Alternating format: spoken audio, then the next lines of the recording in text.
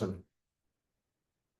Donc, nous parlons ce matin sur la communion et c'est le dernier dimanche que je vais parler sur ce sujet.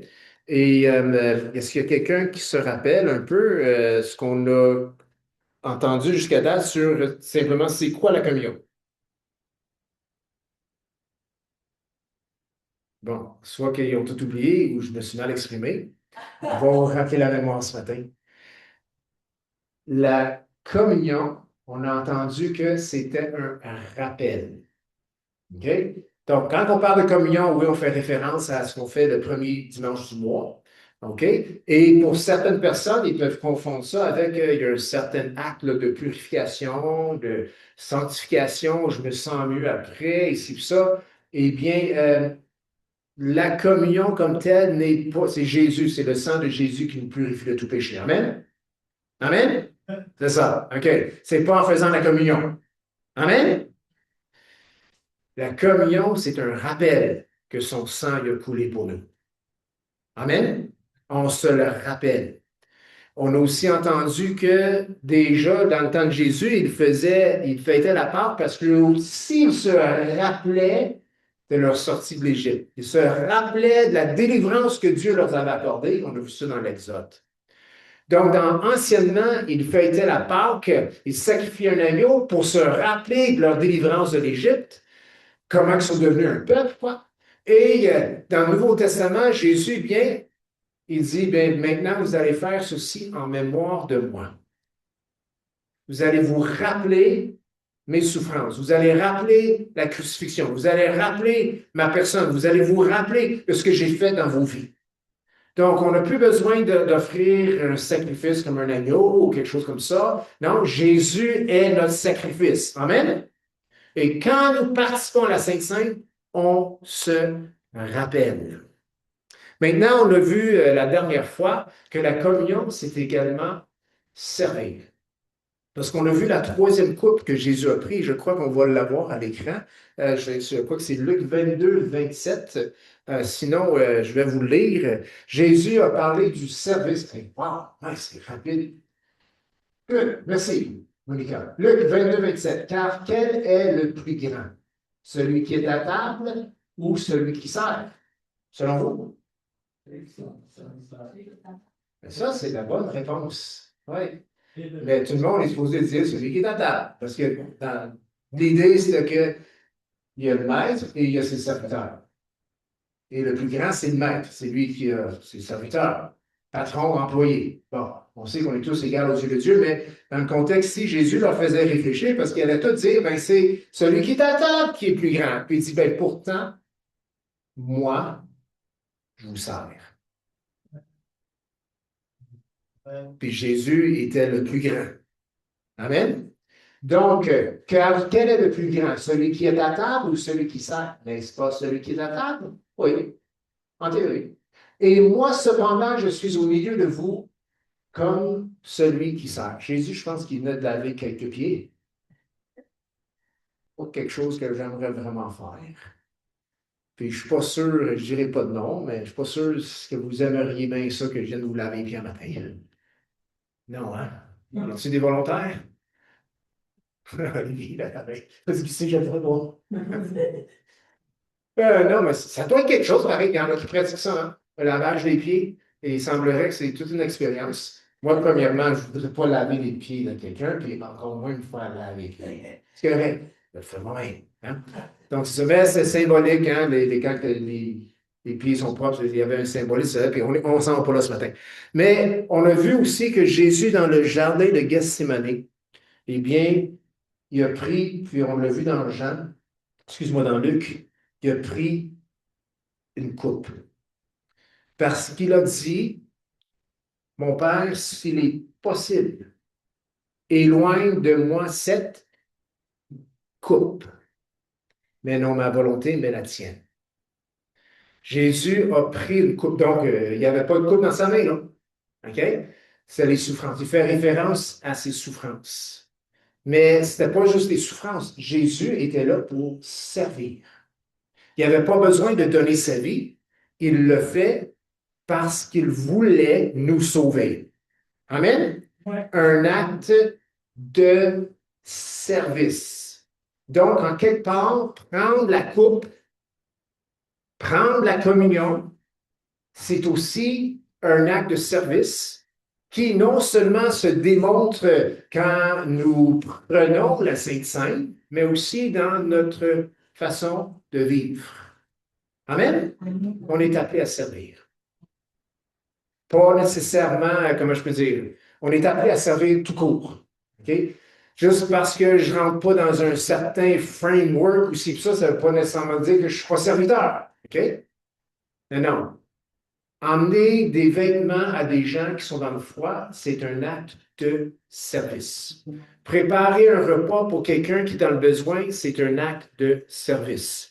Être là pour accueillir quelqu'un qui est brisé, qui est déchiré, c'est un acte de service. Amen. Et aussi, être à la projection, c'est un acte de service. OK?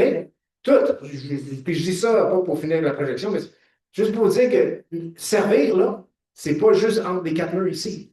Notre vie. Jésus, là, il n'était pas en quatre murs quand il servait, quand il était à la croix. Il était lorsque il avait choisi d'y aller et dans son cœur, c'était difficile. C'était la coupe qu'il a vue.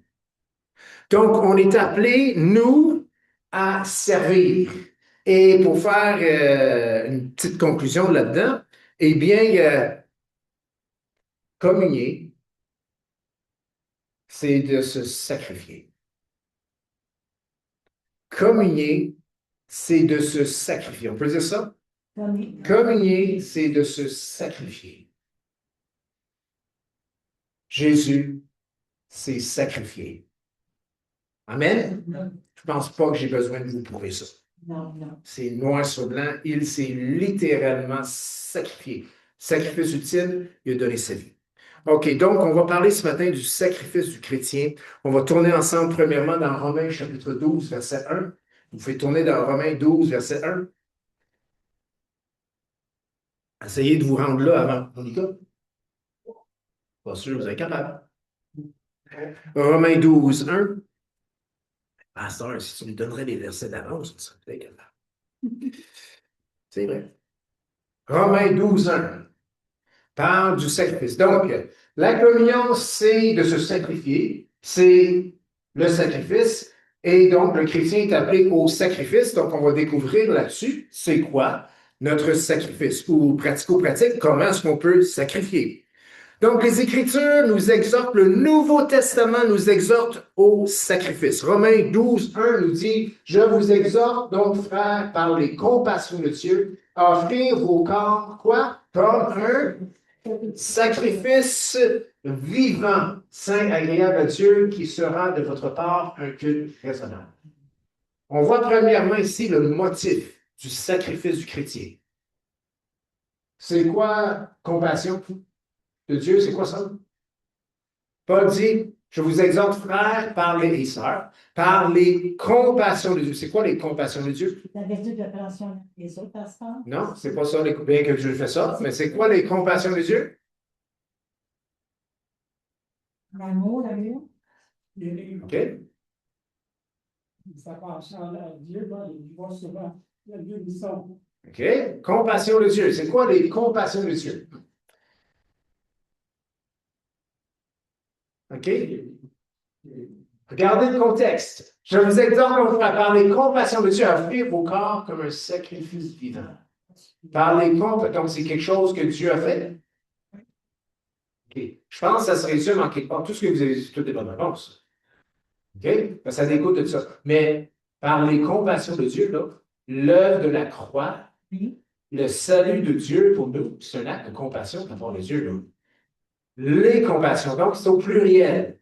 C'est ça qui me motive à offrir quoi? Mon corps. Oh, mon corps comme un sacrifice vivant.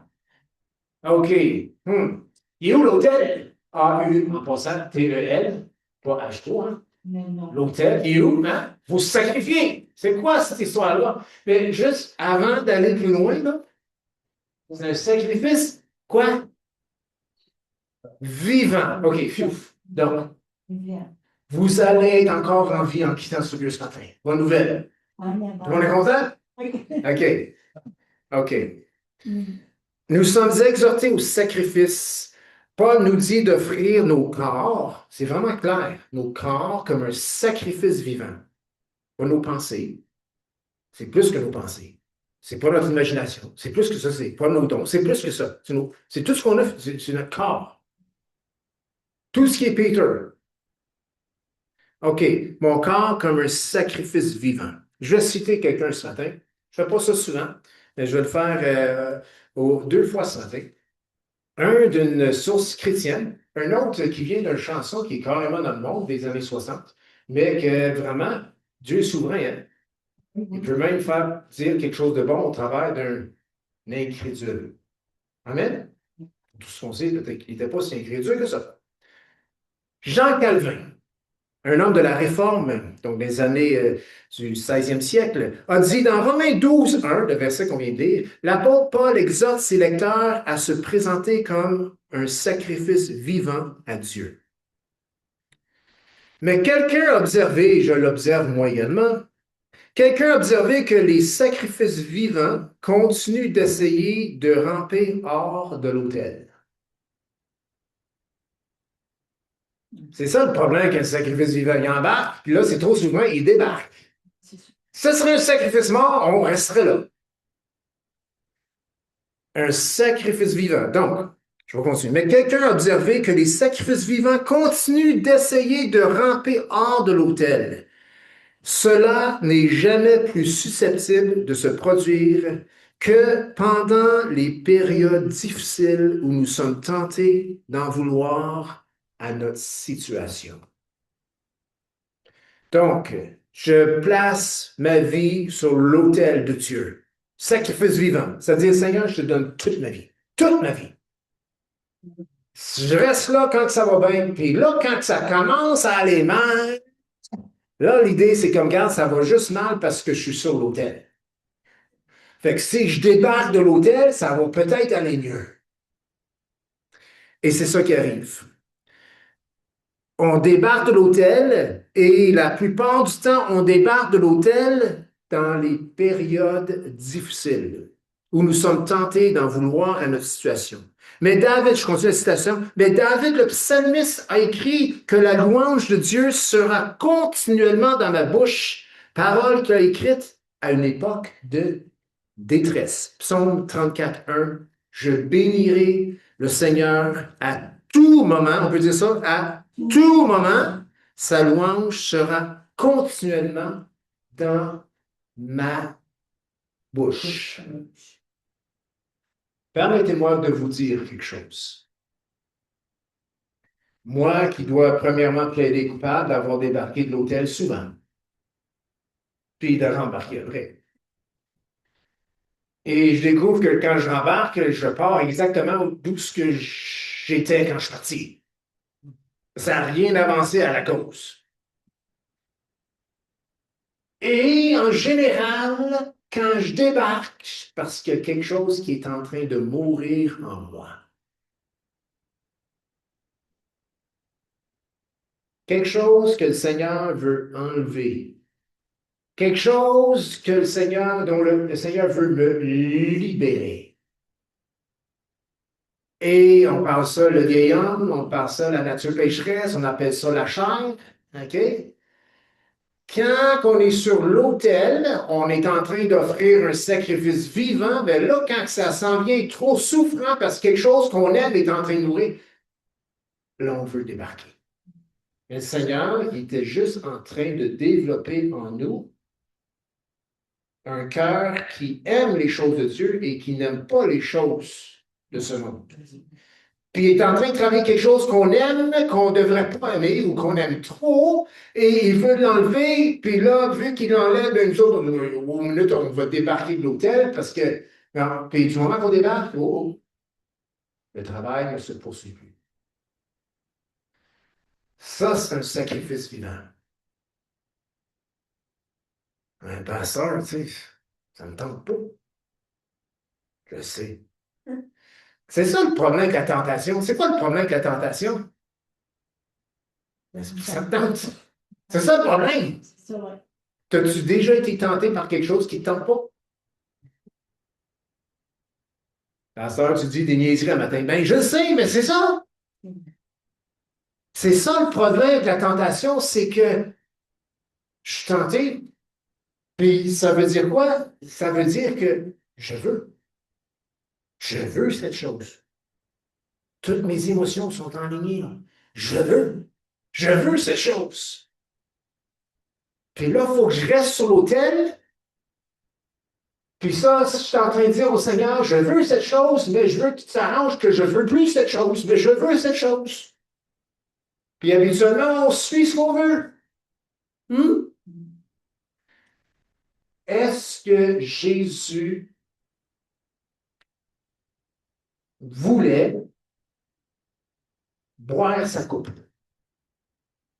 OK. Tu sais, je posais la question, puis je me dis, on va dire oui, mais dans le fond, on va dire non, mais dans le fond, c'était oui, on va dire. La raison qu'on sait que c'était oui, c'est qu'il est resté. C'est ça. Oui, il est resté sa croix. Il est dans le jardin de Gethsémane, il a dit, non pas ma volonté, mais la tienne. Et c'était un sacrifice vivant, c'était tout son être. Mais, veuille ou non, puis Jésus n'a jamais péché, OK? Jésus il a été tenté, il n'a jamais péché. Donc, si nous sommes tentés, nous n'avons, c'est pas un péché. OK? Amen? Sens-toi pas coupable quand tu es tenté. Si tu te sens coupable après que tu as péché, bien ça, tu es coupable. Mais quand tu es tenté, tu n'es pas coupable encore, là. Jésus, il est là dans le jardin de Gethsémane, il dit, Père, s'il est possible. Donc, en quelque sorte, il est en train de dire, je ne veux pas boire cette coupe.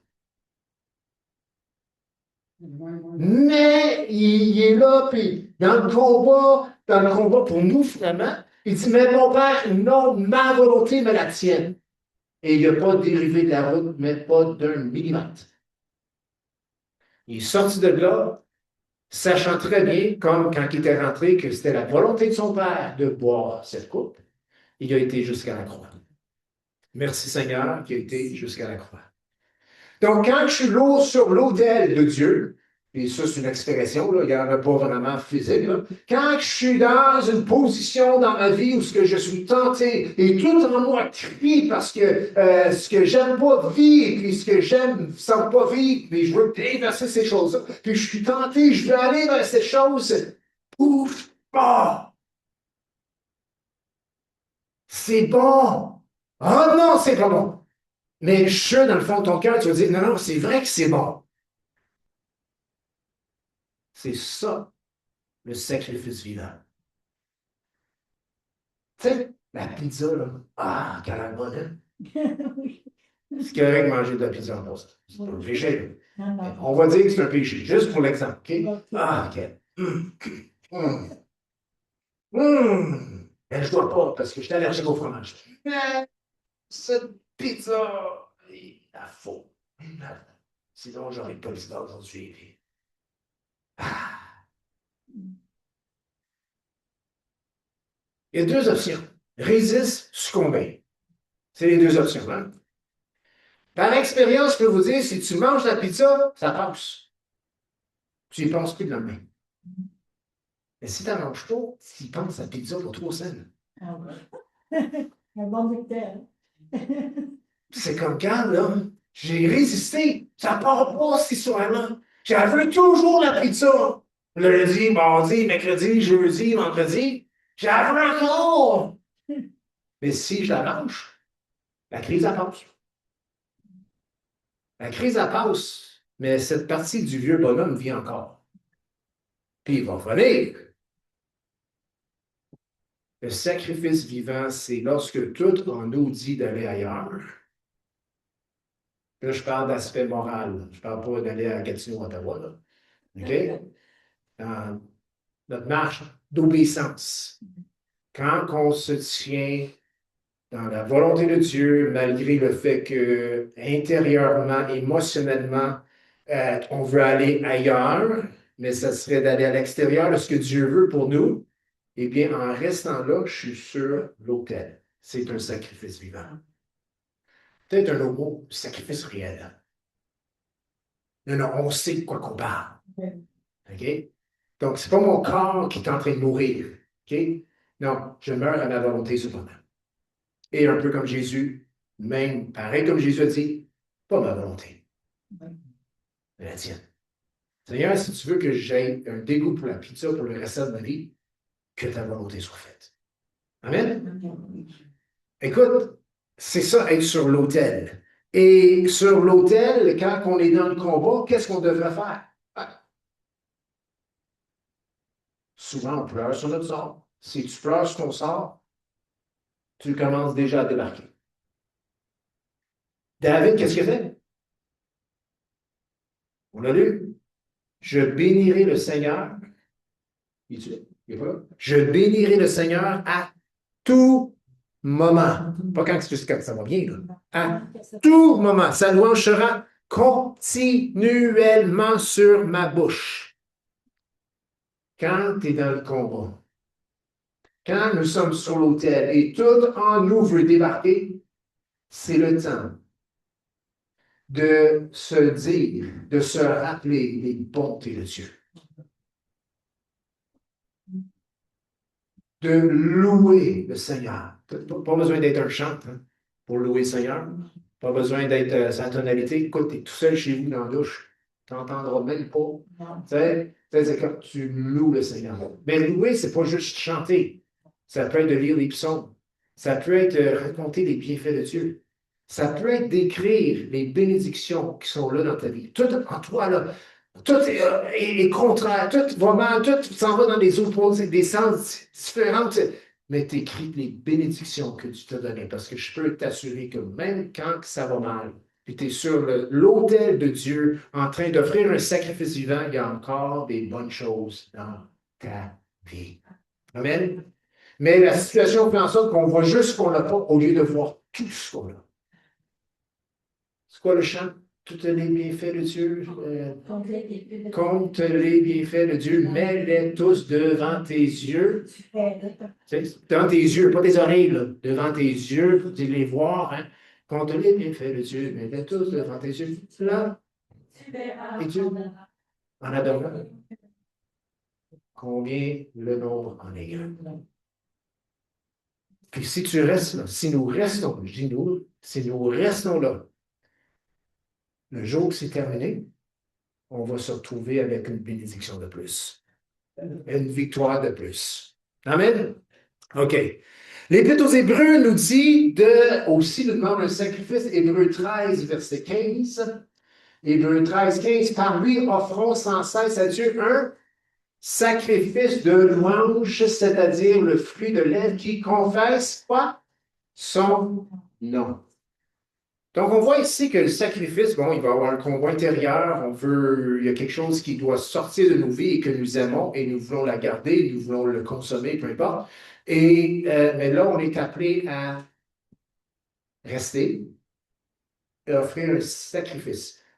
Quand nous disons des choses, c'est pas juste des chants, c'est pas juste ce qu'on fait là, de 10h à 10h30 dimanche matin, 10h45. Louanger Dieu, un sacrifice de louange, c'est de déclarer, proclamer les bontés, les bienfaits de Dieu. Et c'est un sacrifice quand cela nous coûte quelque chose dans notre cœur. Quand tout va mal, là, c'est peut-être difficile de dire Dieu est bon. Quand on a l'impression qu'on est dans la disette puis dans le manque, c'est difficile pour nous de dire Dieu pourvoit à tous mes besoins. Mais c'est ça un sacrifice de louange. Ce qu'on déclare de notre bouche, quelque chose qui est peut-être contraire à notre volonté ou notre cœur ou nos circonstances, mais qui est selon la volonté de Dieu. Ça, c'est le sacrifice de louange. Jean Calvin continue en disant, parce qu'il a cité les deux versets, Romains 12, 1 et Hébreux 13, 15. Continue en disant, et l'auteur des Hébreux combinait les idées de sacrifice et de louange continuelle. C'est pourquoi, ici le verset, par lui, offrons continuellement à Dieu un sacrifice de louange, c'est-à-dire le fruit de nos lèvres, rendant grâce à son nom.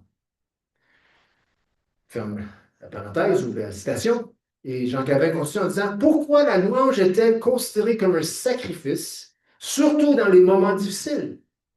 Premièrement, le sacrifice implique de renoncer à quelque chose. Deuxièmement, le sacrifice de la louange dans les moments difficiles signifie d'abandonner la peur, d'abandonner le ressentiment, d'abandonner la colère et l'égocentrisme. Ça, c'est tout un sacrifice. Amen? Pasteur, moi, je n'ai pas d'égocentrisme. Pas du tout. OK. Une petite question pour faire le test. S'il te dit pourquoi moi, Seigneur? Égocentrisme. Pourquoi moi, Seigneur? Et le Seigneur regarde, pourquoi pas? Oui. Oui. Hein? Pourquoi pas l'autre? Mais pourquoi l'autre? Tu penses juste à toi quand tu dis ça, là, non? Juste dire, je suis pas égocentrique, c'est égocentrique. C'est ça. Mais, tu sais, on est là. Quand le malheur nous tombe dessus ou quand on est dans l'épreuve ou la tentation, quelque part, là, Seigneur, pourquoi? Hein? Même pas besoin de dire moi. Savez-vous quoi? Quand ça ne va pas si bien que ça dans nos vies, Dieu il est toujours sur le trône. Il n'a pas changé d'idée à notre égard. Non. Il ne nous aime pas moins. Il ne nous aime pas plus. Mais pourquoi ça, il nous aime pas plus? Dieu ne peut pas nous aimer plus. Dieu est amour, son amour est parfait. Amen? Il nous aime. Nous, c'est parce qu'on a toujours ces plus, moins, c'est ça. Non, Dieu m'aime. Dieu nous aime. Il ne peut pas nous aimer plus parce qu'il nous aime déjà avec un amour éternel. Mais pourquoi? Ben, si on se rappelle le caractère de Dieu, pourquoi? Ben, pour mon bien. T'es sûr de ça? J'ai découvert dans la vie que c'est beaucoup une question de perspective. Comment qu'on choisit de voir les choses. Et si on choisit de voir les choses comme Dieu les voit, ça change vraiment le portrait. Amen? On se marie. Pourquoi qu'on se marie? Ben, pour que ça aille bien. Hein? Parce qu'elle est en amour, parce que Ouais, on est en amour bien solide, puis on voit rien. Puis c'est sûr que ça va aller bien, parce que ça va bien, je suis en amour. Mais non, ça Ben, 2 ans après, plus rien. Ouais. OK.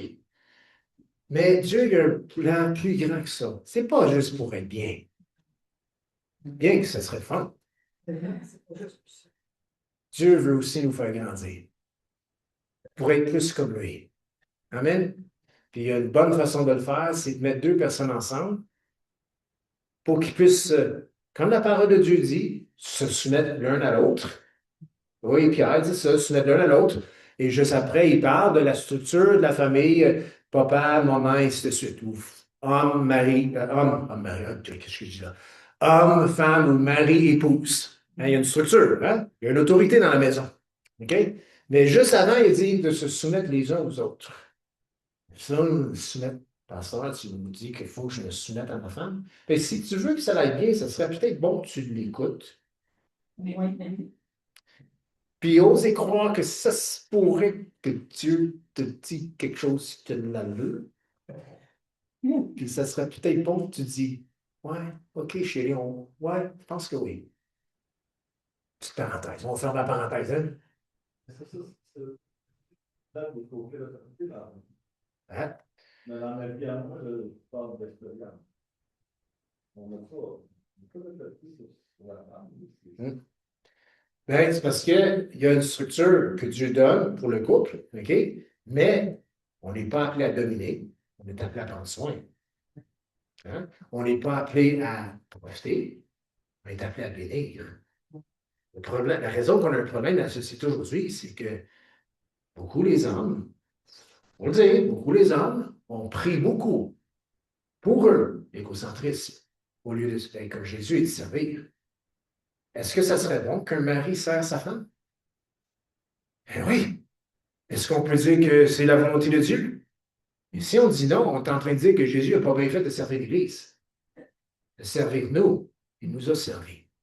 Quand on emmène toute la façon que Dieu a faite sous la lumière de ses Écritures puis son exemple, ça change tout. OK? Ça change tout. Donc, on est appelé à servir. Ça revient, notion du service. Mais louer Dieu quand ça va pas bien, eh bien, ça signifie qu'on fait confiance à ses plans, qu'on fait confiance à ses provisions, à sa protection à tout moment.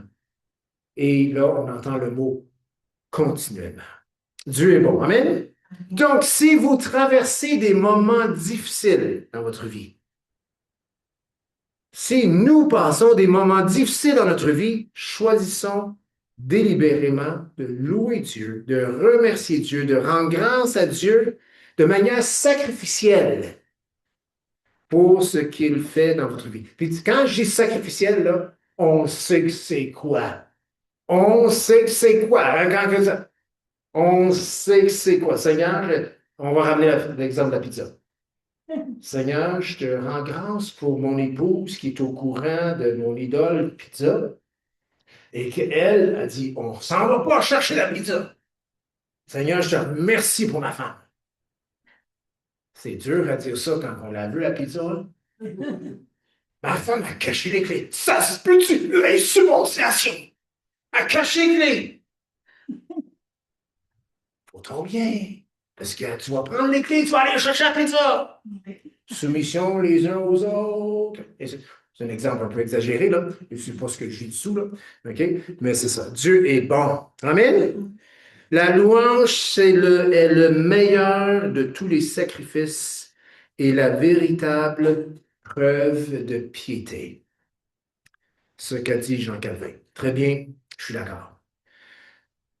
1 Corinthiens, chapitre 11, verset 20 avec 2, on est dans le contexte ici où on cite souvent ce passage qu'on prend à Sainte-Sainte. Et c'est l'Église de Corinthe. Et il y a de la chicane à Corinthe, il y a de la division, il y a bien des choses qui sont pas belles à Corinthe. Dans l'Église de Corinthe, il y a de la division, il y a beaucoup de choses charnelles. Et ça l'a même venu à contaminer ou affecter le moment où il prenait la coupe, la Sainte Sainte. Maintenant, si vous lisez dans le Corinthien, si vous lisez dans le Nouveau Testament, vous allez voir qu'il y a comme deux repas. Il y a le repas du Seigneur, puis il y a un repas qu'ils prenaient ensemble. Et pour grosso modo, faire une longue histoire courte, le repas du Seigneur, c'est la Sainte Sainte qu'on prend. Et les repas qu'ils peuvent prendre ensemble, ben, agape, ce qu'on partage. Et on mange ensemble. Et il y avait un problème à Corinthe, c'est que l'Assemblée a dû être quand même d'une certaine grandeur et il y avait aussi, même contexte social un peu qu'on a aujourd'hui, il y avait des gens bien nantis et il y en avait qui étaient moins nantis. Et ils mangeaient ensemble.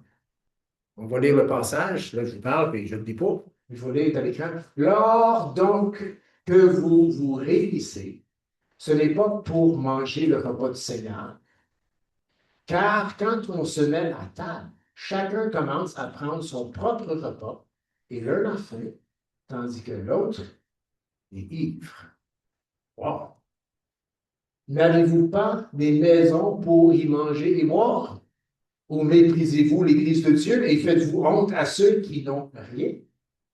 Que vous dirai-je? Vous louerai-je? En cela, je ne vous loue point. Contexte, communion. On parle du repas du Seigneur, puis on parle aussi de simplement manger un repas. Donc, si on regarde juste ces versets-là, puis connaissant le contexte de 1 Corinthiens, eh bien, ils se rassemblaient, puis l'un, là, il emmenait les fruits de mer.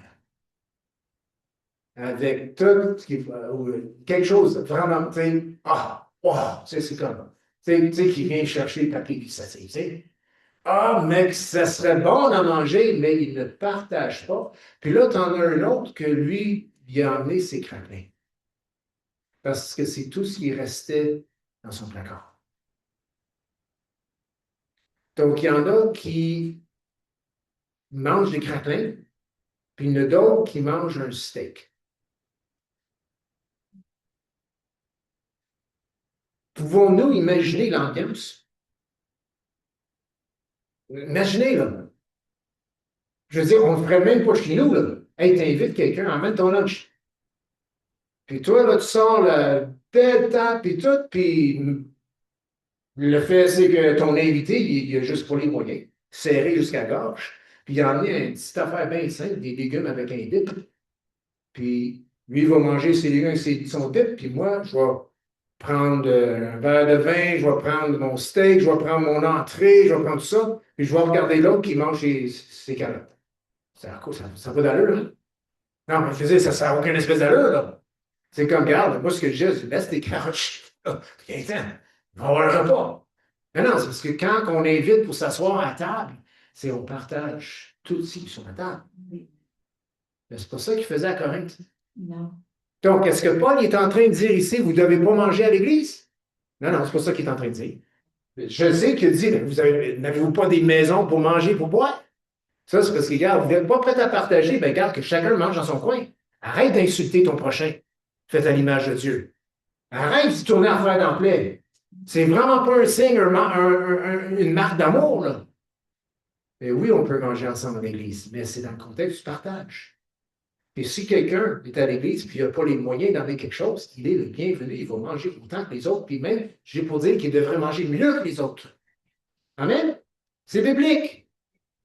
Jacques le dit, hein? Prendre soin de ceux qui ont moins. Les élever. Et les pauvres.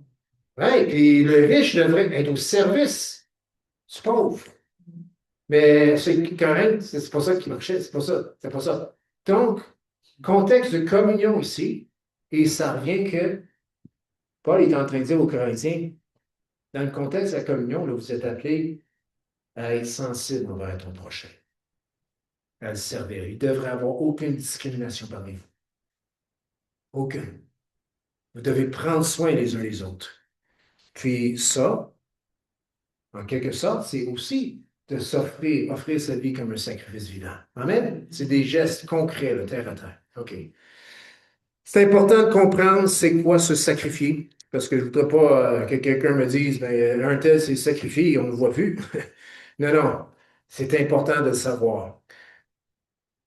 C'est pas non plus toujours de faire ce qu'on ne veut pas. Donc, pasteur, tu es en train de déconstruire complètement l'idée que tu nous as mis dans la tête un matin. Là. On pensait que se sacrifier, là, c'est quand on hurle, là, puis on veut pas, puis c'est contre nature, puis c'est contre notre volonté. Non, non, non. Non. Il faut comprendre c'est quoi de sacrifier. Ce n'est pas toujours de faire ce que je ne veux pas. Ça s'applique dans les moments difficiles où ce que je suis tenté et je veux aller à l'encontre où je veux suivre cette tentation-là, mais je ne devrais pas et je dois mourir à cette chose. Et dans ces cas-là, c'est vrai, on s'en va facilement vers le péché. Et ça, c'est une partie du sacrifice du chrétien. Et là, il est sur l'autel, puis il dit, hey, c'est de la folie, et tu fous le pasteur, je vais mourir si je reste ici. Puis c'est, oui, c'est ça. Ouais. C'est correct. Tu vas mourir à toi-même. Mais sacrifier, c'est aussi de faire la volonté de Dieu. Et faire la volonté de Dieu amène de la joie. Amen. Est-ce que Jésus y avait de la joie quand il a marché sur la terre? J'ai un silence, puis c'est pas pour rien. C'est parce qu'on projette un Jésus sérieux, triste. Mais vraiment, Jésus, il a-tu ri? Quand il sourit, il dit, non, c'est non. Mais moi, je pense que oui. Je pense qu'il y a des moments où il était crampé. Il était joyeux. Il était humain. Hein? Oui, c'est sûr. Il Il avait un cœur humain.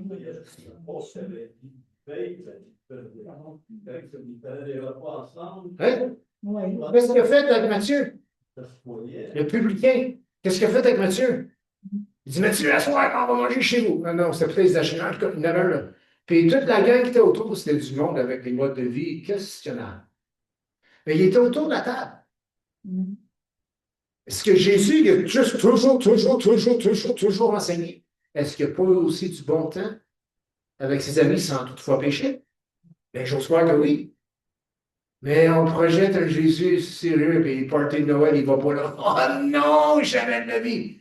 Non, Jésus n'était pas un ivrogne. Ils l'ont accusé de ça en passant. Ils l'ont accusé de ça. Mais Jésus n'a jamais péché. Mais il a été dans des endroits où il y avait des pécheurs. Il a mangé avec des gens qui avaient des vies de prostitution, des collecteurs d'impôts, d'autres mots, des voleurs. Puis tout le monde le savait. Hein? C'est ça. C'était Jésus. Est-ce qu'il y en a plusieurs ici qui ont écouté les films Chosen? Je trouve qu'ils mettent un beau portrait de Jésus. Tu sais, qu'il y a un sourire, puis des fois, il dit des choses très sérieuses, très profondes. Mais il y a une façon de dire que, tu sais, si tu l'avais dit autrement, il l'aurait assommé bien net, mais la personne. OK, ouais. Jésus, là, il était humain. Puis d'ailleurs, la Bible nous dit que, quelque part, Jésus, pourquoi je ne l'ai pas ici? Oui, Luc 10, on peut sauter à Luc 10, 21. Je pense que je vais sauter peut-être un verset 2. Luc 10, 21. En ce moment même, Jésus, quoi? Tressaillit de joie. Comment? Par le Saint-Esprit. Oh! Tu as un high, celle-là? Non, mais c'est quoi tressaillir par le Saint-Esprit? Ça doit être bon. Hein? Bien mieux que prendre un coup. Jésus, il a tressailli de joie par le Saint-Esprit. Il dit, je te loue, Père, Seigneur du ciel et de la terre, de ce que tu as caché ces choses aux sages et aux intelligents et que tu les as révélées aux enfants. Oui, Père, je te loue de ce que tu l'as voulu ainsi. C'est tout de suite après que ses disciples reviennent, puis ils ont fait des grandes choses pour Dieu, puis il y a eu des délivrances, des guérisons, ainsi de suite. Jésus, il a tressailli de joie. Quelqu'un ne peut me dire que Jésus n'a pas de joie. Amen? Jésus avait de la joie, puis il était dans la volonté de Dieu, puis il offrait là un sacrifice vivant. Est-ce qu'il y a quelqu'un ici qui a des dons? Oui, hein? Tout le monde a des dons. Pas le don de mal faire, ou le don de ne pas réussir. C'est pas des vrais dons, ça. C'est quoi un don? Non, on est plus terre à terre, là, OK? Pas juste de dons spirituels. Les dons, là, grosso modo, c'est quelque chose dans laquelle tu es bon. Oui. Peux-tu me dire dans quoi tu es bon? Cuisine, merci. Tu dis quoi des bons? Je fais la cuisine. Tiens, la cuisine est bon. Ouais! Normand, t'es bon? Hey! La louange. L'enseignement, tu sais. Puis, est-ce que vous avez remarqué quand que vous œuvrez avec le don que Dieu vous a donné, que c'est intéressant, que c'est fun, que c'est bon, puis c'est même encourageant parce qu'il y a des bons résultats. Bon, on va être sérieux. Parce que le chrétien n'a pas le droit d'avoir de la joie. Non, c'est toujours souffrant. C'est souffrant quand la chair meurt. Ça, c'est toujours souffrant. OK? Mais servir Dieu selon ses dons n'est pas souffrant comme ça. Puis c'est un sacrifice vivant. Amen? Moi, je suis bon dans quoi? Je suis bon avec mes mains. J'ai une facilité à mettre un message sur papier puis de partager. Je suis pourri dans le. Mais je suis bon pour écouter. Je suis terrible dans les confrontations. Mais, wow, je suis capable d'écouter. Je le sais, ça. Je suis capable de faire sentir quelqu'un qui sent que je l'ai écouté. Comment tu fais ça, pasteur? Ben, tu ne parles pas. Écoute. C'est quoi ça, pas parler? C'est plus que ça. C'est cluc. Pas que je me déconnecte, c'est que je ne pense plus. Je fais juste écouter. Je donne l'empathie, la compassion. Je ne suis pas en mode solution. Faites ça avec vos femmes, monsieur, puis vous allez voir, ça va mieux, aller mieux. Parce qu'elle a dit 2 mots, puis on est en mode solution. Puis là, après qu'elle s'est tout exprimée, on dit fais ci, fais ça. Puis elle le regarde, elle dit, il ne m'a pas écouté. Puis là, il dit, oui, je t'ai écouté. Lui, pour écouter, c'est d'amener une solution. Non, fais juste écouter. Les bras vont y tomber si elle dit, ben, chérie, qu'est-ce que je vais faire? Les bras vont y tomber si tu dis. Hein? Tu sais pas. Peut-être, tu m'emmènes toujours des solutions. Oui, mais je t'ai écouté. Ah, merci. Ça fait du bien d'être écouté. Puis lui, il a pu connaître sa femme un petit peu plus. Parce qu'il a écouté. Ah, puis là, il y a plein d'images qui peuvent passer dans nos têtes. Ouais, le monde, il n'écoute pas fort. C'est vrai, ça. C'est vrai. Mais il n'écoute pas. Jésus a tressailli de joie par le Saint-Esprit. Et oui, on doit mourir au péché pour vivre pour Dieu, mais on a aussi été appelés à servir selon nos dons, 1 Pierre 3,10 à l'écran, comme de bons dispensateurs des diverses grâces de Dieu que chacun de vous mette au service des autres le don qu'il a reçu. Ah, c'est encore service. Mettre au service des autres le don qu'il a reçu. Et quand on fait cela, ça donne beaucoup de joie. Parce que, un, il y a plus de joie à donner qu'à recevoir. Puis deux, je l'ai fait selon mes capacités que Dieu m'a données. C'était même pas difficile pour moi. C'était selon mes dons. Wow! Et ça, c'est win-win, comme on dit, hein? On gagne deux fois. On a aussi reçu le don de l'amour. Amen? Non, pasteur, celui-là, c'est pas mon don. Moi, j'ai tout le monde. On ne m'a pas donné, là, parce que ça, là, c'est pas ça, mes dons. Ben, il y a des dons, là, que Dieu nous les a donnés. Ça, on parle d'une autre sorte de don. C'est quelque chose qu'il nous a donné, mais c'est pas encore. Il faut que ça se développe. L'amour, c'en est un. À ceci, tous connaîtront que vous êtes mes disciples si vous avez de l'amour les uns pour les autres. Je cherche ma deuxième citation ici. Je ne sais pas pourquoi je ne le vois pas, là. J'arrive, oui. Désolé si j'en défrise les couples, là. Puis je ne connais pas du tout le chanteur. Pour tout ce que je sais, peut-être qu'il consommait. Peut-être des années 60-70. On sait tout ce qu'il chantait, mais juste pour sortir. Puis je l'ai entendu à la radio cette semaine, poste de radio que j'ai dans la voiture, là. Puis, ça dit la chose suivante. Je traduis, l'être humain entend ce qu'il veut bien entendre et ne considère pas le reste. Ça vient d'une vieille chanson du monde, d'un album intitulé, j'aime bien le titre, Le pont par-dessus les eaux troublées. Bridge over troubled waters. Ouais, là, qui s'appelle, on ne dit rien, Hélène, on s'en va tout blanche. Bridge over troubled waters, un pont par-dessus les eaux troublées. Et je trouvais ça beau parce qu'il y a beaucoup d'eau troublée parce que les gens n'écoutent pas. Puis la rivière pourrait vraiment, la situation pourrait vraiment se calmer si on s'arrêterait juste pour écouter. Mais c'est bien dit, l'être humain entend ce qu'il veut bien entendre et ne considère pas le reste. Donc, tu es dans une conversation, les deux personnes sont dans une conversation, ils parlent et la personne écoute, mais il prend ce qui fit avec sa façon de voir les choses et tout le reste, ça tombe. Ça ne reste pas. Et en d'autres mots, c'est une perception sélective. Si on fait une perception sélective, on n'est pas à l'écoute. Ou une autre façon de dire, c'est tout simplement une confirmation de nos penchants. Ce qu'on entend, ce qui fait notre affaire, ça rentre. Le reste, ça ne rentre pas. Tout ça pour dire, un chrétien qui arrive à écouter un frère, une sœur, sans filtrer des choses au travers de son filtre à lui, va arriver à écouter. Et la personne qui parle va se sentir aimée, écoutée, accueillie.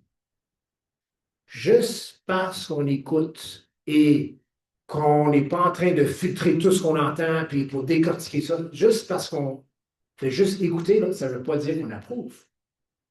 Si on peut être assis sur notre chaise, tu sais, de manière relaxe, je suis en train d'écouter puis d'hocher la tête, ça ne veut pas dire je suis d'accord, ça veut dire j'entends, j'écoute. Je t'écoute. Je t'aime, mon frère, je t'aime, ça, je t'écoute. On verra après où on s'en va avec tout ça. Mais je t'écoute.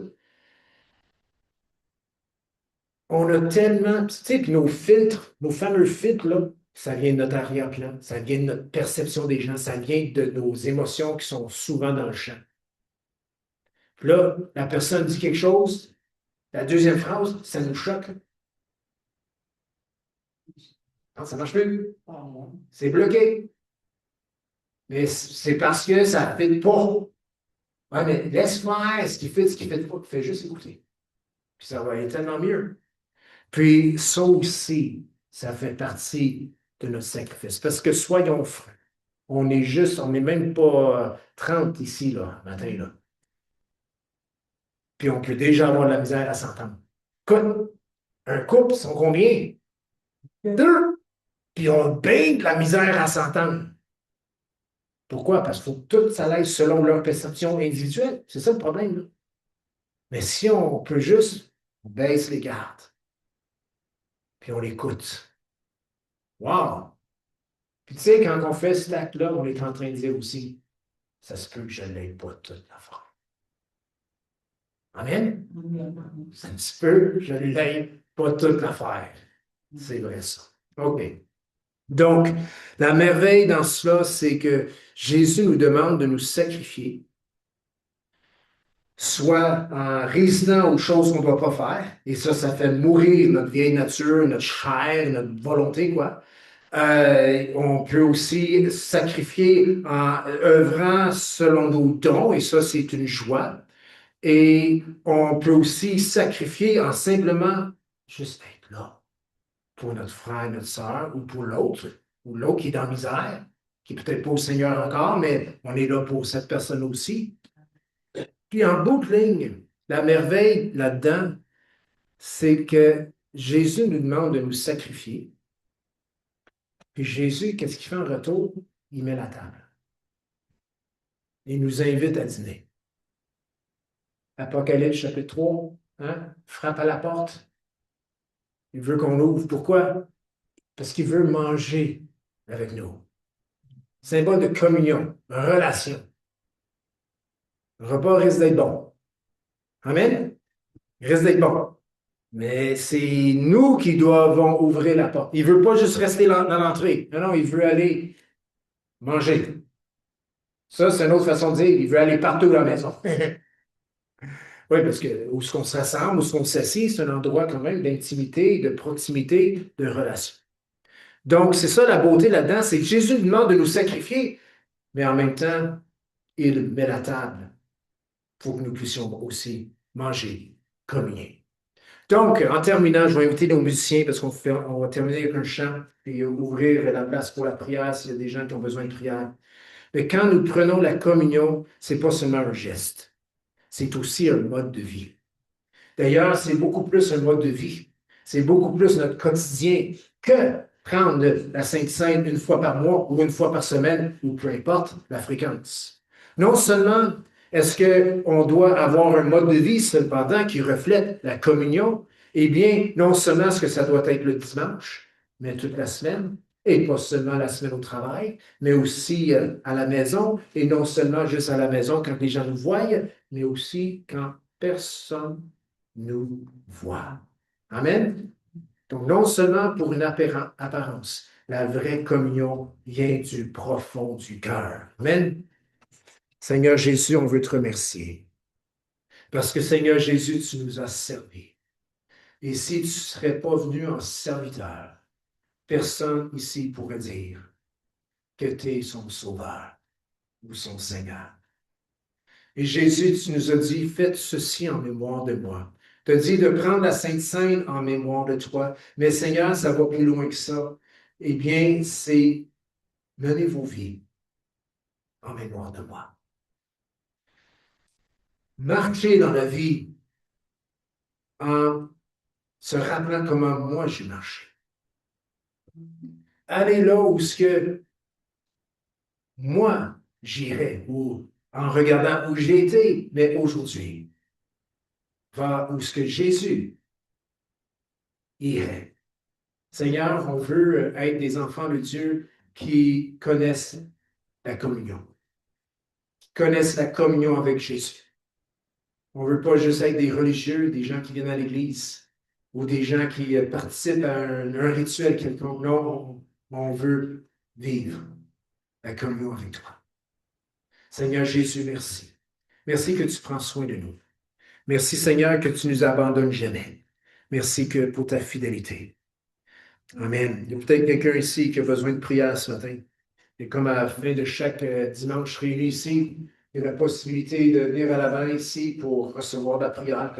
Et puis, si ce n'est pas votre cas, puis vous voulez un café, c'est correct, vous pouvez aller dans l'entrée pour un café. Nous, on va chanter un peu, on va prier. Et lorsque les demandes sont rencontrées, eh bien, on va tous se rassembler dans l'entrée. Amen, on va se faire ensemble. On va chanter. Amen. Donc, si vous avez besoin de prière ou vous désirez qu'on prie pour vous, l'invitation est là. Couronné, Ouais. rayonnant de marcher,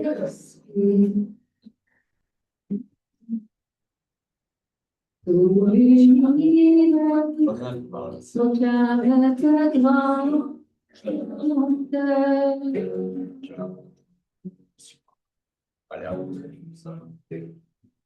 Dieu glorifié par les anges Et on va demander que le Seigneur puisse vous donner ce qu'il faut. tu es Traverser cette période. la droite du C'est des moments qui sont pas faciles. Tranquille. Le cœur peut te ramasser. OK? Même quand tu as 27 ans, ça va pas être différent. OK? semblable Tu viens de ça? C'est quand même en général l'importation. Tu arrives parce que tu es accompli. Ça t'aide à bien de Pareil, pas de moi. Avec plaisir. Seigneur, merci pour quand par l'éclat de Seigneur, ta merci. beauté. Seigneur, ta parole dit que toute chose est de toi. Nous voici Mais une femme qui aime le Seigneur. pour te rendre gloire. La parole dit que quand elle est ici ce matin, parce que quelqu'un. Seigneur, c'est qui va tuer dans sa tête. Ça va arriver la progression. Qui est responsable, Seigneur, on te demande toi, mon Dieu. ta paix, Seigneur. Jésus, sans précis, Seigneur, on te demande spécificité. Seigneur, Seigneur, dans cette Seigneur, qu'il puisse avoir ta paix et qu'il puisse Seigneur, qu'il qui est la responsable, meilleure chose pour lui, toi, mon c'est de souhaiter de salut tel qu'il est présenté. Seigneur,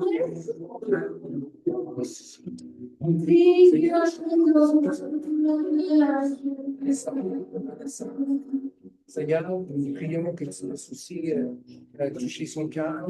Seigneur, la conduire. Et Seigneur, tu peux, Seigneur, aussi l'instruire. Seigneur, je prie pour des exemples, pour besoin de nécessité. Pour aussi venir l'église. Seigneur, le Seigneur, moi, savoir dans ce désir, Seigneur. Seigneur, merci. Je bénis, Seigneur, cette partie.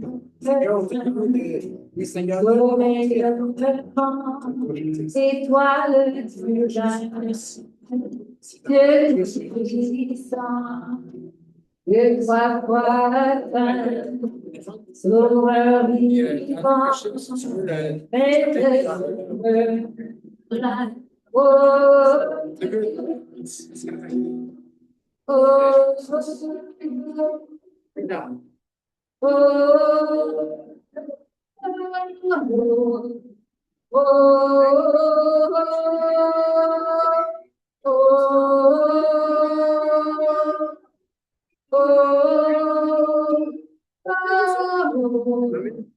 Il y en a pris.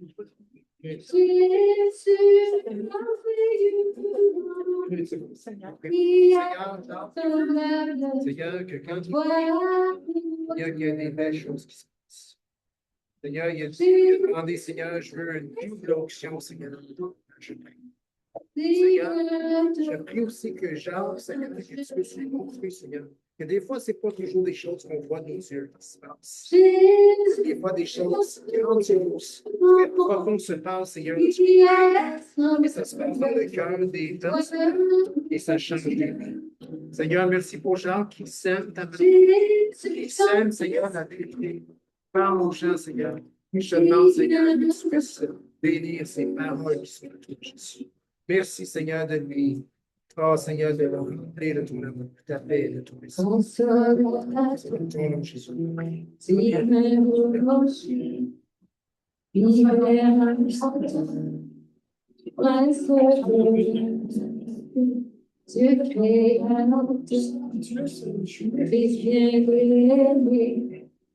Roi serviteur, Seigneur, tout votre commencement, ultime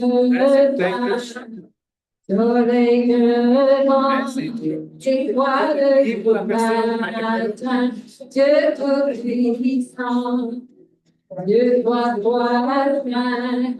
sauveur vivant, Maître souverain. Oh, Non, je crois que juste fermer ça avant. oh, oh.